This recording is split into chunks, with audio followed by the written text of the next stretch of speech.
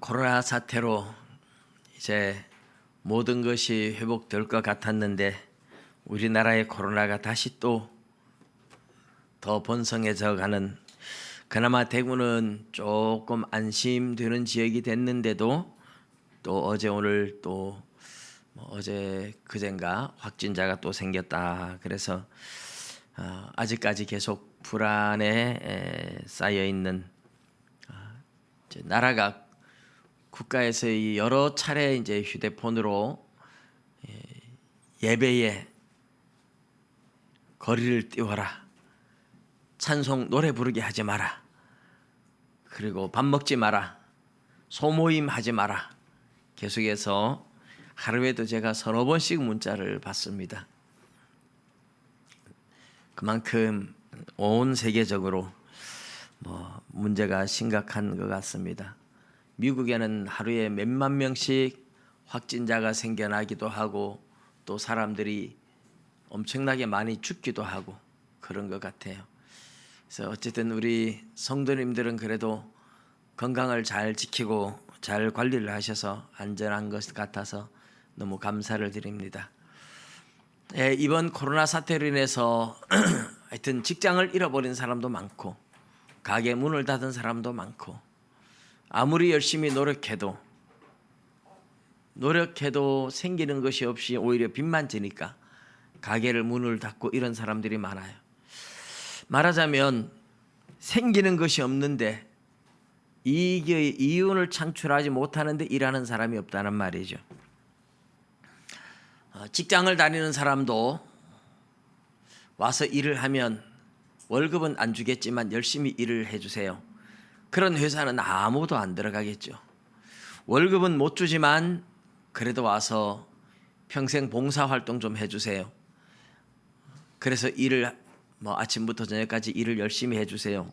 그러면 아무도 갈 사람이 없습니다. 직장에서 일을 하는 사람이나 농사를 짓는 사람이나 무엇을 하든지 내가 수고한 대가, 노력하고 수고하고 일한 만큼의 보상이 있기 때문에 일을 하는 거잖아요. 주어지는 보상이 없는데 일을 하는 사람은 아무도 없다는 뜻이죠. 뭔가가 하다못해 사회에서 자원봉사활동을 하는 사람들도 그 자원봉사활동을 통해서 무엇인가 내가 얻는 기쁨들, 다른 사람이 행복해지는 것을 보면서 느낄 수 있는 그런 행복감이라도 내가 있으니까 하는 거지 그냥 하는 사람은 없습니다. 내가 먹고 살 수 있는 여유가 전혀 없는데 또 자원봉사만 할 수 있는 사람들도 아무도 없는 거죠. 무슨 일이든지, 그래서 세상에는 공짜가 없다 이런 말을 해요. 공짜가 없다. 근데 우리 하나님의 은혜를 하나님이 우리에게 값없이 주시잖아요. 값없이 거저 주시는데 이 세상에는 공짜가 없는데 하나님은 우리에게 은혜를 값없이 주십니다. 근데 값없이 주신 은혜를 받아서 우리도 하나님 앞에 감사함으로 헌신을 한다. 그렇게 이제 하는데, 따지고 보면 예수님을 믿는 사람들에게도 하나님이 주시는 보상이 있어요. 물론 믿음 자체도 하나님의 선물이고 100% 은혜입니다. 은혜인데 우리가 하나님을 믿고 따라갈 때에 하나님이 우리에게 주시기로 약속한 보상이 있다는 말이죠. 우리 지난주에 했던 내용이 참된 제자의 길인데, 예수님께서 아무든지 나를 따라오려면 자기를 부인하고 자기 십자가를 지고 나를 따라와라. 말하자면 나를 위하여 자기 목숨까지 버릴 수 있어야 된다. 이런 말을 했어요. 아니, 예수님을 따라가는데 예수님을 믿느라고 목숨까지 버리고 그렇게 예수님을 믿으면 아무 보상도 없이 그렇게 믿을 사람이 있느냐? 안 믿을 거예요, 아마. 우리 예수님은 뭐라고 이야기를 하시느냐 하면 보상이 있다고 얘기를 하죠. 나를 위하여 목숨을 잃으면 오히려 생명을 얻을 것이고, 목숨을 잃지 않고 목숨을 지키려고 하면 오히려 목숨을 잃어버릴 것이다. 주님을 위해서 목숨을 버릴 만큼 희생하고 헌신했는데, 그렇게 내가 예수님을 믿었는데 예수님을 믿으면 나한테 그럼 무슨 보상이 있느냐? 그 대답이 예수님이 영원한 생명에 대한 보상이라고 말하는 거죠. 영원한 생명, 천국을 우리에게 약속하고 있습니다. 물론 오해를 하시면 안 돼요. 오해를 하시면 안 되는 게 내가 희생하고 헌신했기 때문에 천국 간다, 이렇게 오해를 하시면 안 돼요. 내가 희생하고 노력하고 헌신해서 천국 가는 게 아니라 천국은 하나님께서 우리에게 믿음을 주시고 믿는 자에게 값없이 거저 주시는 은혜입니다. 그렇지만 그런 은혜를 받은 사람에게 주님은 이제 네가 진짜 나를 믿는다면 내 제자가 되고 나를 따라와야 된다라고 말을 하는 거죠. 그런데 나를 따라와야 된다고 하는데 내가 믿고 천국은 가지만 주님 위해서 내가 희생하기 싫어요. 나는 열심히 주님 믿고 헌신하고 충성하고 그런 거 다 싫어요. 나 믿기는 믿지만 세상에서 편하게 내 마음대로 살다가 천국만 갈래요. 근데 하나님이 그런 사람에게는 천국을 안 주시기로 약속했어요. 진짜 제자들에게만 천국을 주기로 약속을 했는데, 진짜 제자들은 어떤 사람이냐? 주님을 위해서 목숨까지 바칠 수 있어야 그것이 진짜 제자고, 주님은 그런 믿음을 진짜 믿음으로 인정한다는 말입니다. 그래서 여러분 참 이해 묘한 이야기 같지만 잘 기억하셔야 돼요. 나의 노력이나 희생이나 헌신으로 천국 가는 게 아니고, 내 수고와 헌신으로 구원 얻는 게 아니고, 천국 가는 것은 100% 하나님의 은혜고 내 노력이 아닌 100% 하나님의 은총이고 선물입니다. 그런데 그런 믿음을 가진 사람이라면 이제 주님의 참된 제자가 되어서 주님을 위해서 또 목숨까지 버릴 만큼 주님을 따라온다고 이야기를 하는 겁니다. 그렇지 않는 믿음은 주님이 가짜 믿음으로 주님의 제자로 인정하지 않는다는 거예요. 그러니까 예수님을 믿고 구원 얻은 성도들이, 진짜 믿음을 가진 사람들이 믿음으로 구원 얻으니까 난 아무것도 안 해도 돼 하고 예배도 안 드리고 주를 위해서 헌신하는 거 싫어하고 내 멋대로 세상에서 죄짓고 살아가는데 천국 가느냐? 은혜로 간다면서요. 그 은혜가 그런 사람에게는 없다는 겁니다. 믿음으로 간다면서요. 그런 믿음은 주님이 인정하지 않습니다. 진짜 믿음은 주님이 우리에게 값없이 주신 은혜를 받고 믿음을 받은 사람은 내가 받은 은혜만큼 주님 앞에 감사해서 헌신을 하게 되어 있는데, 그런 사람들을 주님이 진짜 믿음이라고 인정해주고 진짜 제자라고 인정해준다 하는 것을 믿으시기 바랍니다. 이 관계가 이제 논리적으로 순서가 거꾸로 되면 안 되지만 우리의 수고와 헌신과 노력이 구원을 해주는 건 아니에요. 은혜로 구원을 받습니다. 그러나 은혜를 받은 사람들은 감사해서 저절로 헌신하고 충성하고 봉사하고 수고하고 목숨까지 주를 위해 드릴 수 있어요. 그게 진짜 제자고 진짜 믿음의 사람이라는 뜻입니다.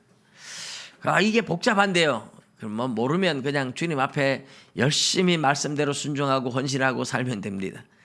주님을 진짜 믿는 자세가 바로 그런 것입니다.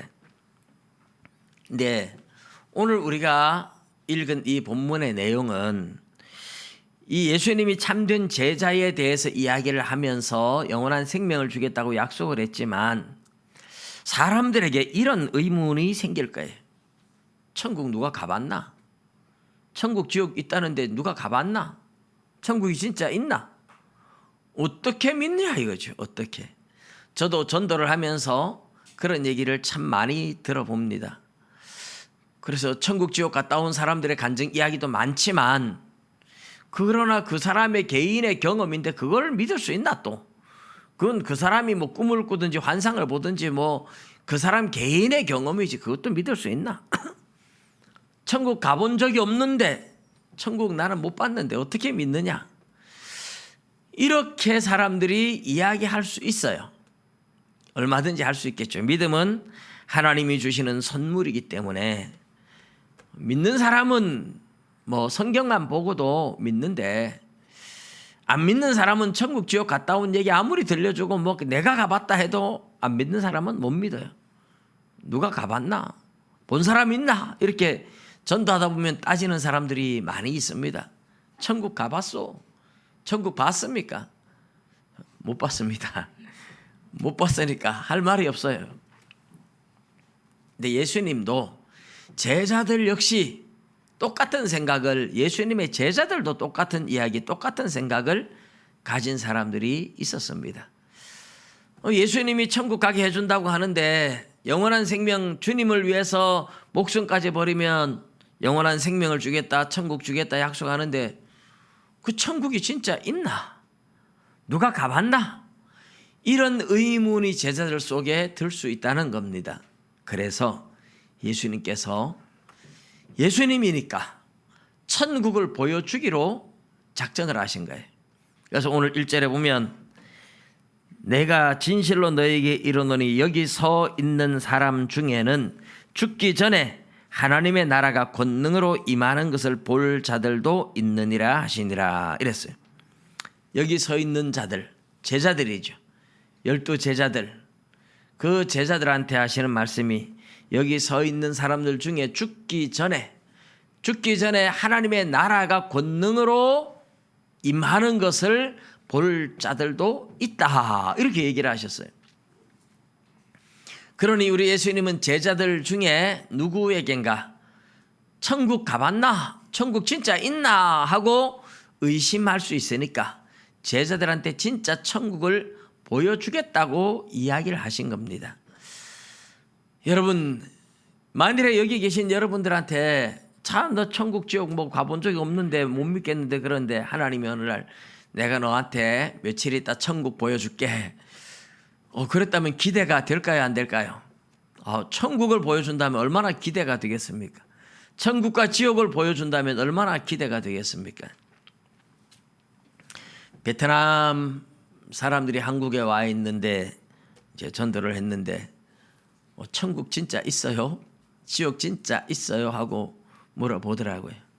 그래서 제가 천국 지옥 성경에서 예수님이 이야기하시는 것과 또 갔다 온 사람들 이야기도 조금 들려줬습니다마는 그분들이 베트남 사람들이 믿겠대요. 천국 지옥 진짜 있다니까 믿겠답니다. 그렇게 믿음이 사실 들어가는 건 쉽지 않는데 그렇게 믿는 사람들이 있어요.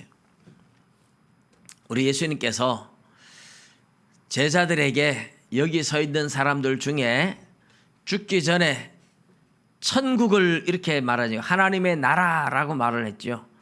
뭐 천국 하는 말은 하늘 천자 나라 국자잖아요. 하늘나라, Kingdom of Heaven이잖아요. 이제 하나님의 나라, Kingdom of God. 하나님의 나라나 하늘나라나 사실은 똑같은 개념입니다. 천국을 보여주겠다. 그렇게 얘기를 하신 거예요. 그리고 엿새 후에 예수님께서 베드로, 야고보, 요한을 데리고 따로 높은 산에 올라가셨더니 그들 앞에서 변형되사 이랬어요. 여러분, 우리가 성경을 읽을 때는 신구약을 전체적으로 이제 항상 같이 연계를 해서 봐야 돼요. 구약과 신약이 서로 어떤 연관성이 있는지를 잘 파악을 해야 되는데 이 66권 다 읽고 그렇게 아는 게 쉽지 않잖아요. 그래서 이제 설교가 필요한 거고 그래서 목사가 필요한 거예요. 이 엿새 후에 높은 산에 올라가는 이 장면이 사실은 출애굽 경험을 지금 끌고 와서 이야기하고 있는 것과 똑같습니다. 예수님이 제자들을 데리고 높은 산에 올라가는 이곳은 사실은 빌립보 가이사랴 지역에서 예수님이 제자들한테 물었다면 거기가 바로 헤르몬산 밑이거든요. 헤르몬산도 우리나라 백두산보다 훨씬 높은 산이고 항상 거기에 만년설이 덮여 있는 산입니다. 근데 그 높은 산으로 예수님이 제자들을 데리고 올라가셨겠죠. 거기에는 그 산 외에 높은 산이 없으니까. 물론 그 산 꼭대기까지 갔는지 어느 다른 여러 봉우리 중에 작은 봉우리에 갔는지 이런 것은 우리가 알 길이 없지만 헤르몬산에 갔다 이렇게 볼 수 있어요. 뭐 헤르몬산 이러면 여러분 산이라는 거는 그냥 뭐 봉우리 하나 딱 올라가고 탁 꺼진 이런 산은 잘 없어요. 그런 건 제주도 가면 많은데 우리가 오름이라 그러죠. 오름. 봉우리 하나씩만 탁탁 있습니다. 그러나 지리산, 백두산 이러면 그 산이 봉우리가 굉장히 여러 개가 있어요. 이 와룡산만 해도 우리 와룡산 요거 작아 보이지만요. 와룡산 올라가면 이 서대구 IC 쪽에서 올라가면 용의 꼬리라고 해서 용미봉에서부터 시작해 가지고 거기서 할아버지봉, 뭐 손자봉, 뭐 그래 가지고 뭐 또 뭐 상리봉, 뭐 헬기장 이러면서 시작해서 저 끝까지 가면 용머리봉이라 해서 용두봉까지 그렇게 왕복을 하면 거의 2시간 반 정도, 빠른 걸음으로도 2시간 반 정도 걸리는 꽤 큰 산이에요. 긴 산이에요. 봉우리가 10개 정도 됩니다. 작은 산도 봉우리가 많아요. 우리 앞산도 보면 비슬산 자락인데 봉우리가 여러 개 있잖아요. 그러니 예수님이 올라가셨던 산도 어디로 가셨는지에 대해서는 정확하게 알 길은 없지만 높은 산에 갔다. 그리고 엿새를 지나서 제자들을 데리고 갔다. 요 이야기가 출애굽기 24장에 가면 아주 비슷한 이야기가 나옵니다. 시내산 밑에서 모세가 70인의 장로들과 함께 이제 하나님 앞에 십계명 언약을 받아서 이스라엘과 언약을 체결하고 그 언약식의 마지막에는 식사를 하거든요. 그래서 24장에 가면 장로 70인을 데리고 산에 올라가서 하나님과 식사를 하는 장면이 나와요. 그리고 엿새가 지나고 나서 따로 몇 사람 데리고 모세가 이제 높은 산에 그 꼭대기까지 올라갑니다. 거기서 40일 금식을 하면서 하나님 앞에 계시를 받습니다. 그래서 십계명 돌판을 받아가지고 내려오고 하는 그 출애굽에서 하나님과 언약할 때 장면이 이렇게 높은 산에 모세가 하나님을 만나러 올라가는데 엿새가 지난 후에 7일째 올라갔다. 그렇게 이야기를 해요. 높은 산에 하나님을 만나기 위해서 모세가 엿새가 지나고 7일째 올라가던 모세, 그 높은 산에 올라가서 하나님 앞에 언약 돌판을 받아가지고 내려오던 그 모세, 그 모세가 하나님 만나러 높은 산에 올라갔던 것과 굉장히 흡사한 장면이죠. 지금은 예수님이 제자들을 데리고 높은 산으로 올라갔습니다. 엿새가 지난 후에. 그래서 이 장면은 출애굽을 생각하게 만들면서 예수님이야말로 진짜 영적 출애굽을 일으키는 분이다. 그런 뜻입니다. 옛날 모세가 이스라엘 백성들이 애굽에서 노예 생활을 할 때 애굽에서 홍해 바다를 건너 데리고 나왔을 때 그게 출애굽인데 이스라엘을 그렇게 구원을 했었는데 그렇게 구원하고 난 후에 하나님과 언약을 맺느라고 언약 백성 삼느라고 그 언약 돌판을 받으러 산 꼭대기로 모세가 올라갔던 것처럼 지금 예수님은 제자들을 데리고 이 높은 산에 올라가시고 있다. 예수님이 그래서 영적 출애굽, 옛날에 시내산에서 모세를 만나 주셨던 그 하나님이 지금은 세상에 사람이 되어가지고 와서 사람으로 오신 예수님이잖아요. 그 사람이 되신 하나님이 제자들을 데리고 직접 산으로 올라가신다. 이게 이제 영적 출애굽, 죄로부터 우리를 건져내는 영적 출애굽 장면을 보여주는 내용입니다. 그런데 그곳에서 예수님의 옷이 광채가 난다. 세상에서 빨래하는 자가 그렇게 희게할 수 없을 만큼 매우 희어졌더라. 예수님의 몸에 옷이 희어졌다 이렇게 표현하는 것은요, 사실은 몸에서 빛이 나는데 그 빛이 너무 빛이 나기 때문에 근데 이제 뭐 옷이 빛난다 이렇게 이제 표현을 하죠. 표현은 예수님의 온 몸에서 아주 찬란한 광채, 너무너무 빛난 모습에 제자들이 깜짝 놀랍니다. 그런데 예수님만이 아니라 엘리야와 모세가 예수님께 와서 예수님과 함께 이야기를 하는 장면을 베드로, 요한, 야고보 세 사람이 봅니다. 예수님은 베드로, 요한, 야고보 이 세 사람만 따로 데리고 갔어요. 이 세 사람은 항상 겟세마네에서 기도할 때도 따로 데리고 가시고 세 사람을 따로 많이 데리고 가시거든요. 12 제자를 다 데리고 다니기 어려울 때 이제 회당장 야이로의 집에 딸을 살릴 때도 세 사람만 따로 데리고 들어가고 세 사람을 특별히 훈련시키는 거예요. 우리는 이미 이야기 많이 들었지만 제3의 법칙이라고 해서 사람들이 세 사람이 움직이면 전체가 영향을 받고 따라간다는 이야기가 있죠. 그래서 지난번에 지하철에 사람이 플랫폼에서 지하철에 사람이 끼었는데 사람을 건져내야 되겠는데 여기 사람 빠졌어요 하면서 한 사람이 매달려서 근데 아무도 관심 없이 막 그냥 가요. 그런데 세 사람이 그렇게 딱 붙어서 이야기를 하니까 사람들이 세 사람이 이야기하니까 전체가 듣고 열차를 밀어가지고 틈을 벌려서 사람을 건져낸 그런 이야기. 비슷한 일화들은 굉장히 많죠. 우리 하나님이신 예수님은 세 사람만 확실한 제자를 만들면 세 사람이 전체를 움직일 수 있다 하는 이걸 알고 계신 거잖아요. 그래서 늘 이 세 사람을 따로 데리고 많이 다닙니다. 12명 물론 다 데리고 다니며 가르치지만 특별한 경우에는 세 사람만 데리고 여러 사람을 다 데리고 다니기가 불편할 때 세 사람만 데리고 다닐 때가 많았습니다. 마태복음 17장에도 이 이야기가 나오고 마가복음 9장에도 이 이야기가 지금 나오고 있죠. 그런데 모세와 엘리야가 예수님과 함께 이 산 꼭대기에서 찬란하게 빛나는 모습으로 예수님이 예루살렘에서 십자가 지고 죽으실 것에 대해서 서로 이야기를 나누었다고 다른 성경은 그렇게 이야기를 합니다. 그런데 이 예수님과 모세와 엘리야가 함께 이야기하는데 예수님의 몸이나 모세나 엘리야의 몸에도 너무너무 찬란하게 빛이 나요. 그 빛나는 광경에 제자들은 완전히 압도당하는 겁니다. 두려움에 완전히 사로잡혀 버립니다. 너무너무 빛이 나요. 태양과 같은 빛이 아닙니다. 이 빛은 눈부셔서 못 보겠다 이런 것이 아니라 우린 태양을 보면요 눈 버립니다.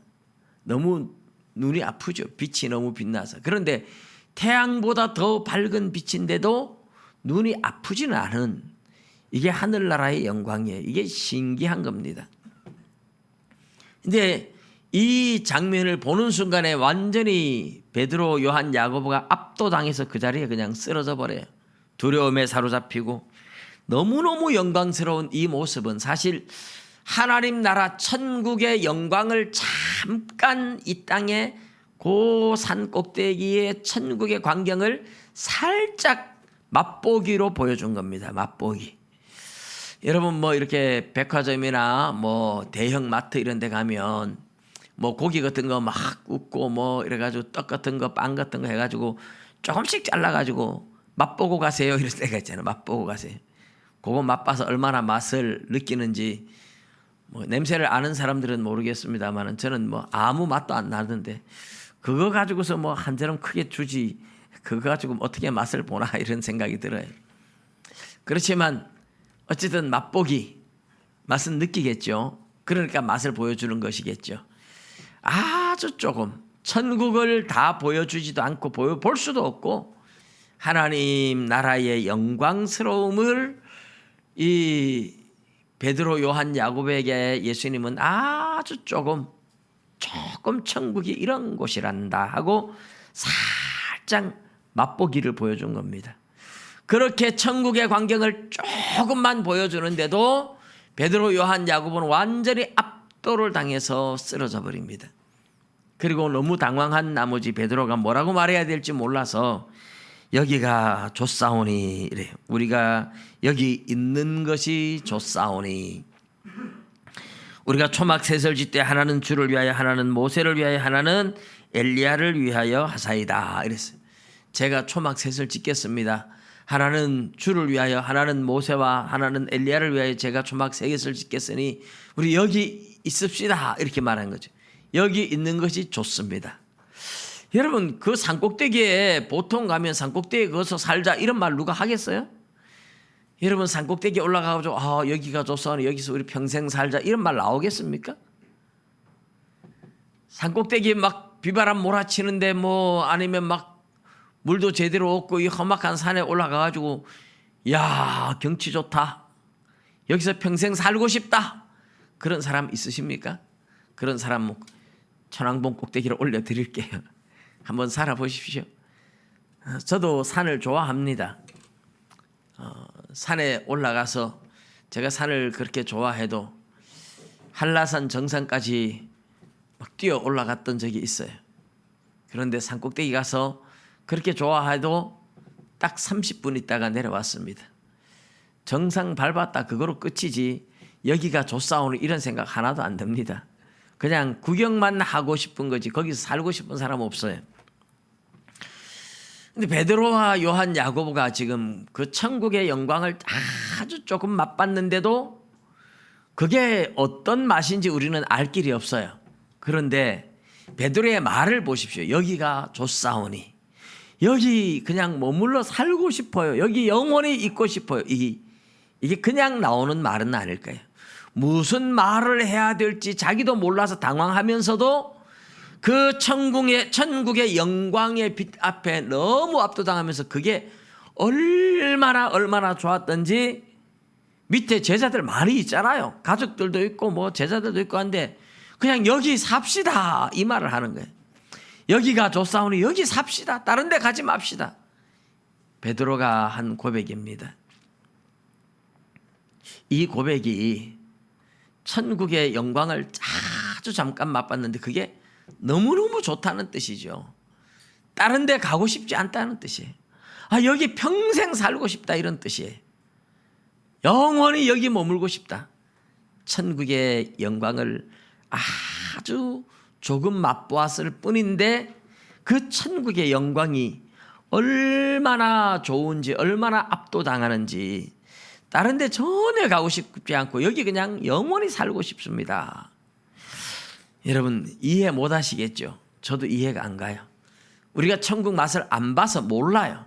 그러나 천국의 맛을 아주 조금만 봐도 영원히 거기 그냥 있고 싶다 이렇게 이야기가 나올 수밖에 없는 곳이 하나님 나라의 영광이다. 지금 그 이야기를 하는 겁니다. 여기가 좋사오니 너무 좋은 거죠. 우리가 이 세상에 살아가면서 저는 그런 것 같아요.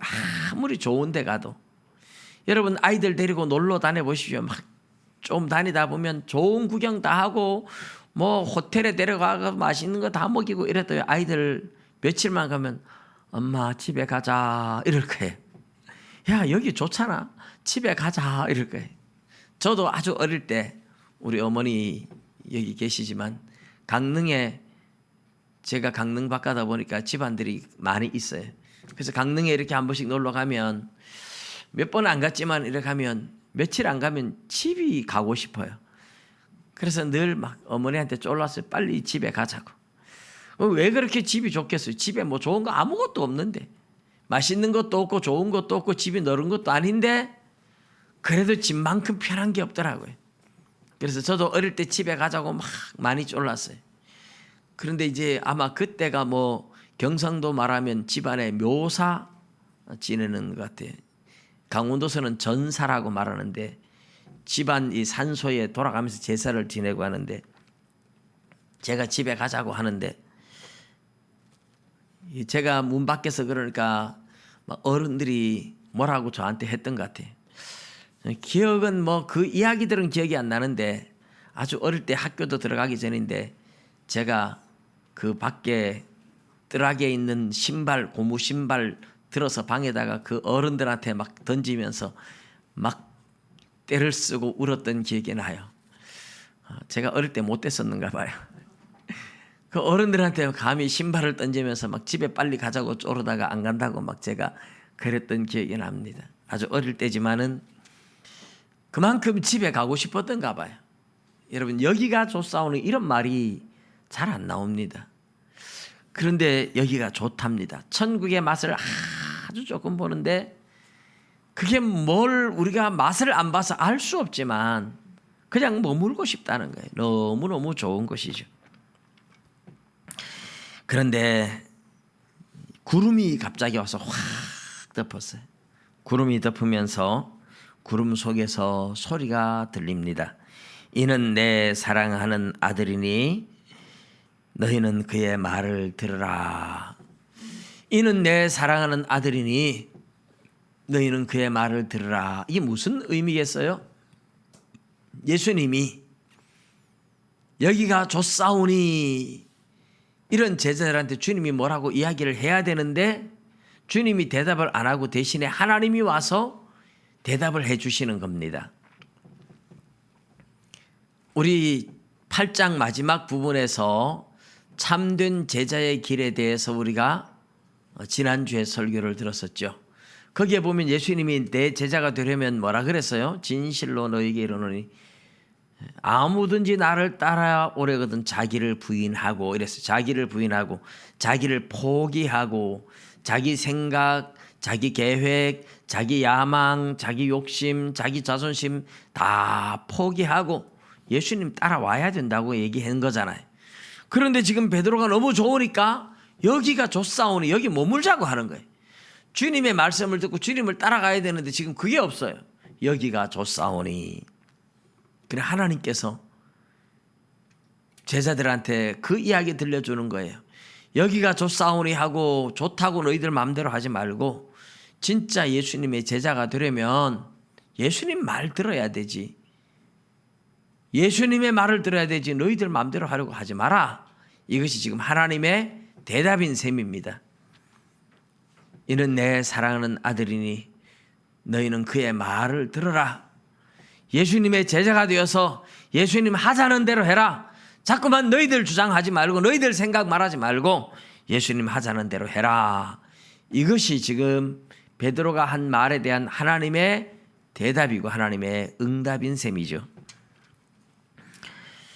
여러분 지금 이 제자가 되는 참된 길은 예수님 말씀 듣는 겁니다.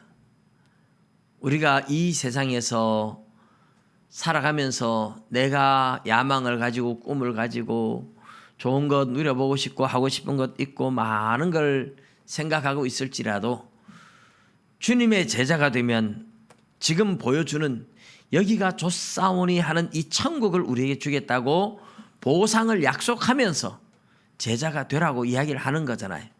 예수님 따라가면 너희들 이런 나라에 온다.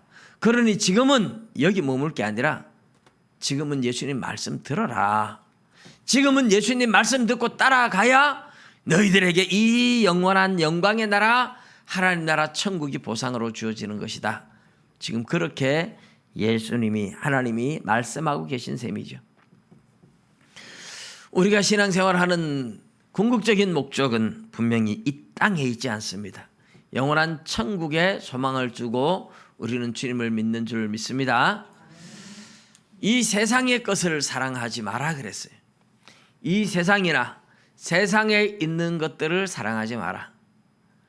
이 세상이나 이 세상에 있는 것들을 사랑하는 자에게는 아버지의 사랑이 그 안에 없다. 하나님의 사랑이 그 안에 없다. 이 세상의 모든 것은 육신의 정욕, 안목의 정욕, 이생의 자랑에서 온 것이지 하나님께로부터 온 것이 아니다. 이것이 요한 1서 2장 15절 16절에 나오는 말씀이잖아요. 세상이나 세상에 있는 것들을 사랑하지 말래요. 이 세상이나 세상에 있는 것들을 사랑하면 그게 돈이든 명예든 쾌락이든 우리가 이 세상의 것들을 사랑하는 순간 하나님의 사랑이 우리 안에 없대요. 그것이 우상이 되는 겁니다. 그래서 야고보서 4장 4절에 보면 간음하는 여자들이여 세상과 벗된 것이 하나님과 원수됨을 알지 못하느냐 이렇게 말씀합니다. 이 세상과 벗되지 말라는 것. 세상에 있는 것들을 사랑하지 말고 세상도 사랑하지 말고 세상에 있는 것들도 사랑하지 말고 세상과 벗이 되지 마라. 하나님의 사랑이 너희 안에 머물 수 없다 그러면 그것이 영적 간음이고 하나님과 원수가 되는 것이다. 그렇게 말씀을 하고 있습니다.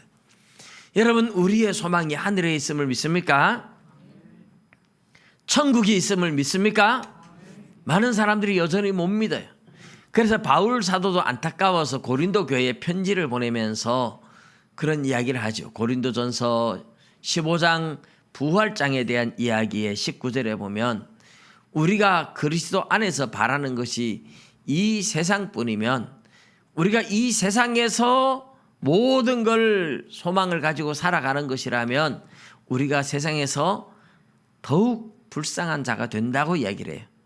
예수 믿고 천국이 없다면, 예수 믿고 세상에서 잘 먹고 잘 살기 위해서 예수 믿는다면 우리는 바보같이 믿는 셈이 되는 거죠. 왜냐하면 이 세상에서 자기를 포기하고 그렇게 살아가는 거니까. 자기를 포기하니까 뭐예요? 세상에서 욕심도 버리고 자존심도 버리고 손해보고 억울하게 당하고, 그러면서도 예수님 믿기 때문에 참잖아요. 그런데 천국도 없어요. 그러면 세상에서 예수 믿는 것 때문에 고생하다 천국도 없다. 그러면 뭐예요? 우리 예수 믿는 사람이 제일 바보 같고 제일 불쌍한 자가 된다.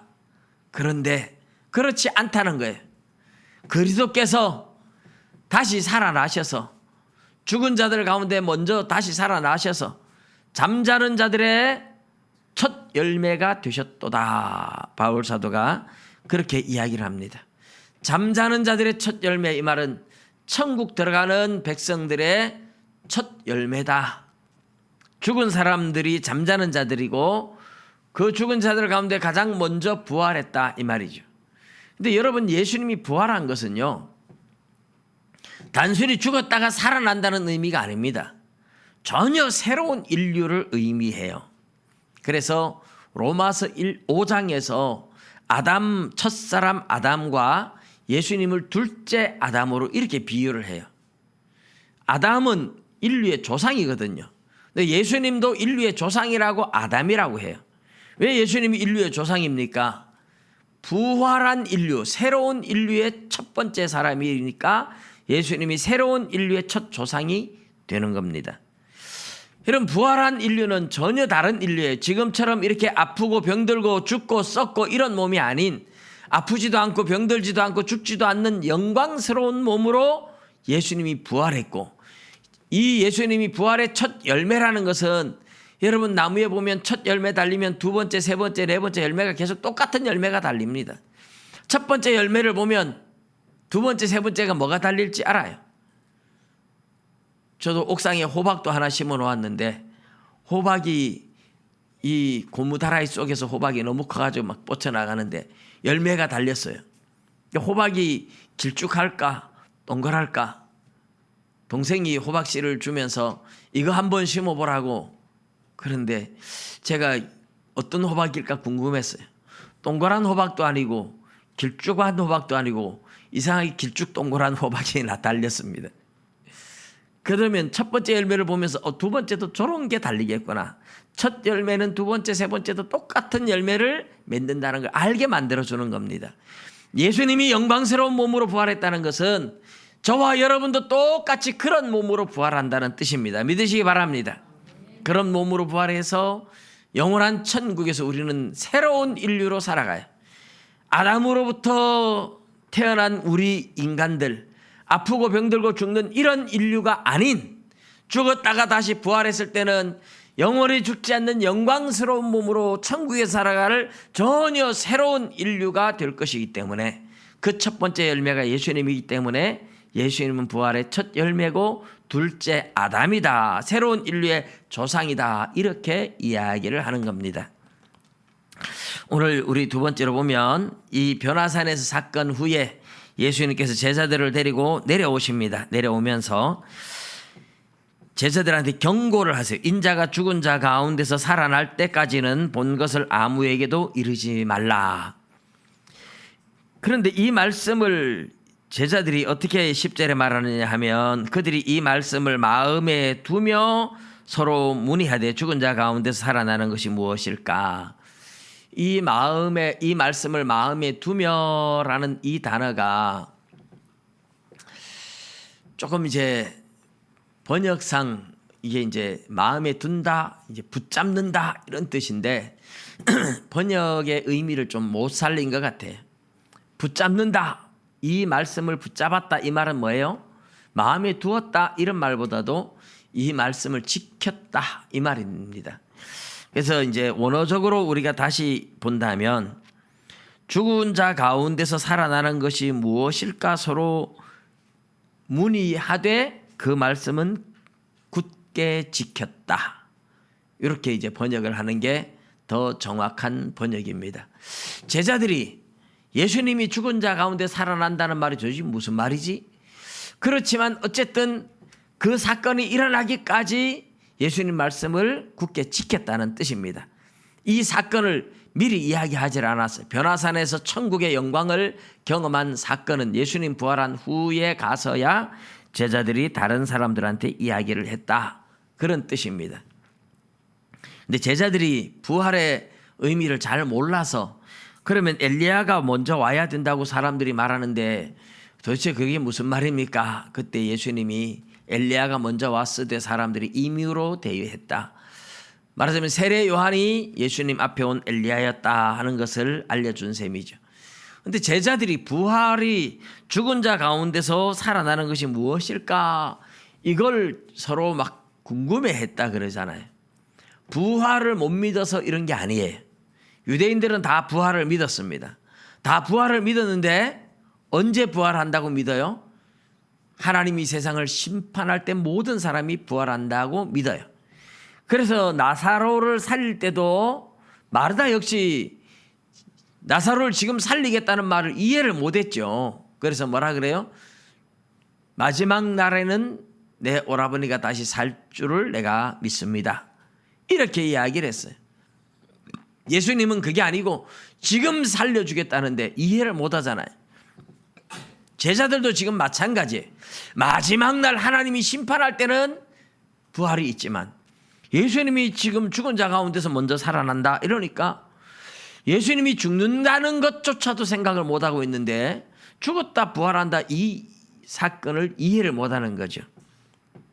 그래서 예수님은 아직 죽음과 부활에 대한 이해를 하지 못하는 사람들한테 천국의 영광의 경험을 이야기하면 혼란이 일어날까 봐 지금은 말하지 못하게 하셨던 겁니다.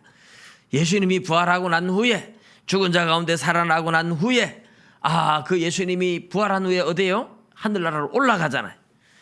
예수님이 살아났고 하늘나라로 올라갔어. 하늘나라가 있는 거야. 천국이 있는 거야. 그때 가서야 제자들이 제대로 이해할 것이기 때문에 예수님은 지금 천국의 경험을 한 것은 지금 말하지 마라.